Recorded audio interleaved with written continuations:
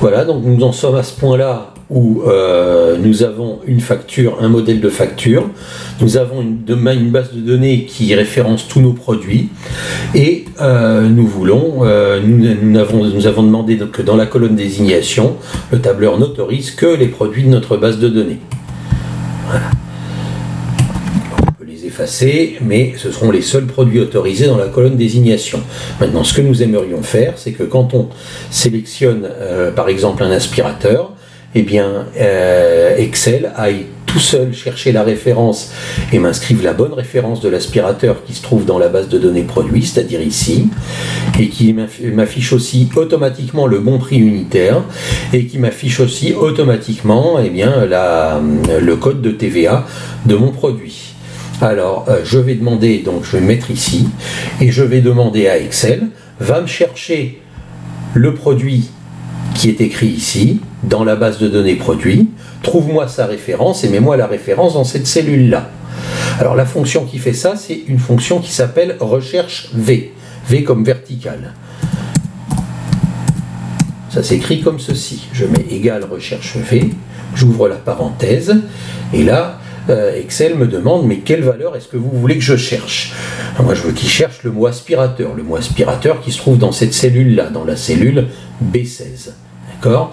Donc je vais mettre B16 en premier argument de la fonction, ce qui veut dire que voilà, j'indique à Excel le mot qu'il doit rechercher. Point virgule. Ensuite, le tableur me demande table matrice. Donc il me demande, ok, je dois rechercher le mot aspirateur, mais où est-ce que je dois le rechercher? Dans quel tableau je dois le rechercher? Nous savons qu'on doit rechercher le mot aspirateur dans notre base de données produits. Donc on va le dire à Excel, on clique sur l'onglet base de données produits, et on sélectionne les 4 colonnes du tableau. Je prends la précaution de sélectionner des colonnes entières, ce qui me permettra de référencer de nouveaux produits. Voilà. Je lui ai dit maintenant, à Excel de rechercher le mot aspirateur dans ce tableau-là, en sélectionnant ces 4 colonnes. Donc il va rechercher, il va le trouver là, et maintenant Excel me demande, ça y est, j'ai trouvé le nom aspirateur, qu'est-ce que tu veux que je fasse maintenant? Qu'est-ce qu'on voulait? On était sur la case référence, et ce qu'on voulait, c'est qu'il nous mette la référence de l'aspirateur. Alors comment on dit à Excel, maintenant que tu as trouvé le mot aspirateur, mets-moi sa référence et pas autre chose? Eh bien regardez, ce tableau-là comporte 4 colonnes, la colonne 1, la colonne désignation, la colonne 2, référence, la colonne 3, prix unitaire, et la colonne 4, code TVA, et nous lui demandons d'afficher le résultat de la deuxième colonne, comme mes références se trouvent en deuxième colonne. C'est pour ça que je mets 2 comme ici, comme troisième argument de la fonction. Et voilà, ma fonction est complète, je vais pouvoir fermer la parenthèse. Ça veut dire, je récapitule, ça veut dire recherche-moi le contenu de la cellule B16 dans laquelle il y avait marqué aspirateur. Recherche-moi ce contenu dans ce tableau-là, dans le tableau de notre base de produits, là, des colonnes A et D. Et une fois que tu l'as trouvé, eh bien, mets-moi le résultat de la deuxième colonne de ce tableau, c'est-à-dire la colonne bien dans laquelle il y a marqué référence. Donc voilà, ma formule est complète. Lorsque j'appuie sur Entrée pour la valider, vous voyez, il a bien été me marquer la bonne référence de l'aspirateur. Donc je vais procéder exactement de la même manière pour lui demander de m'afficher ici le prix unitaire de l'aspirateur. Donc je mets égal recherche V, parenthèse. Qu'est-ce que je veux rechercher? Je veux rechercher le mot aspirateur, donc cellule B16, point virgule. Où est-ce que je veux le rechercher? Je veux le rechercher dans ma base de données produits, donc je vais dans base produits et je sélectionne les 4 colonnes, point virgule, et cette fois je veux afficher le prix unitaire, et le prix unitaire se trouve dans la colonne 1, 2, 3, dans la troisième colonne, donc je mets 3, la dernière fois j'avais mis 2 parce que je voulais la référence, maintenant je mets 3, parce que je veux le résultat de la troisième colonne, le prix unitaire. J'aurais pu faire copier-coller, mais je préfère redétailler pour que ce soit plus clair pour vous. Et j'appuie sur Entrée, et voilà, on m'a bien affiché le prix unitaire de l'aspirateur. Et maintenant, la seule chose qui me manque, c'est le code TVA. Tout le reste va dépendre de la quantité achetée. Donc le code TVA, c'est exactement la même chose. Je ne vais pas faire copier-coller pour que vous puissiez revivre la construction de cette formule encore une fois. Recherche V,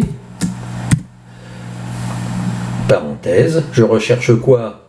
vous commencez à le deviner maintenant, je recherche le mot aspirateur, c'est-à-dire B16. Point virgule, je recherche dans quelle table?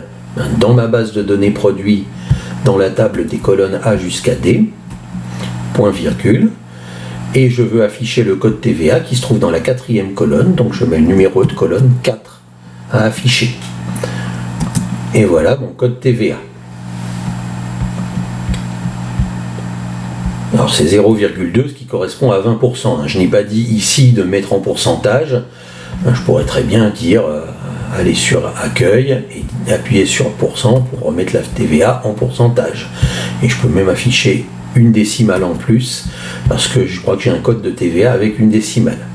Donc voilà, vous voyez, dès qu'on a entre le mot aspirateur, Excel va chercher la bonne référence, le bon prix et le bon taux de TVA. Et vous voyez que si je change mon produit, si je veux prendre un lot de 3 balais brosses, eh bien la référence a changé et le prix a changé. Il s'est adapté à ce qui était désigné, à ce qui était écrit pour le lot de 3 balais brosses dans ma base de données produits. Donc je ne peux plus me tromper de prix, je ne peux plus me tromper de code TVA, je ne peux plus me tromper de référence, je n'ai pas besoin d'aller la taper chiffre par chiffre. Et pour les croissants au beurre, eh bien vous voyez que la TVA s'ajuste au croissant au beurre. Voilà, donc la colonne est pas très grande, mais je pourrais toujours, pas assez grande, mais je peux toujours l'agrandir et je pourrais de toute manière refaire un peu de cosmétique à la fin. Voilà donc comment je vais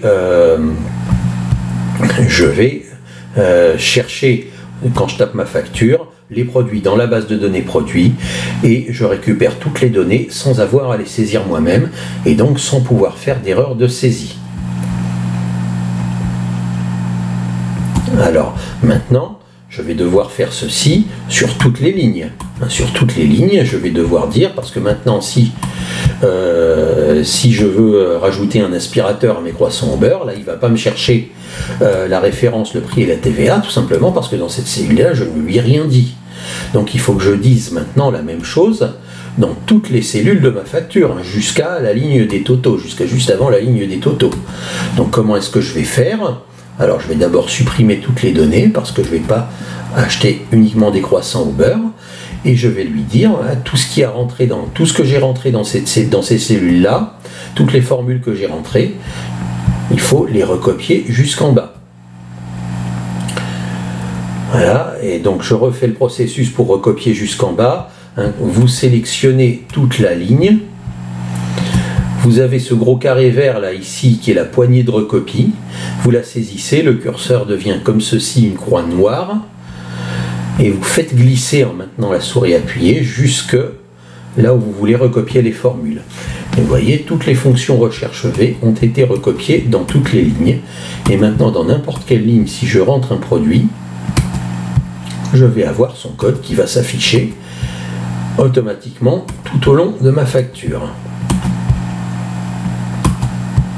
Vous voyez, ça marche bien.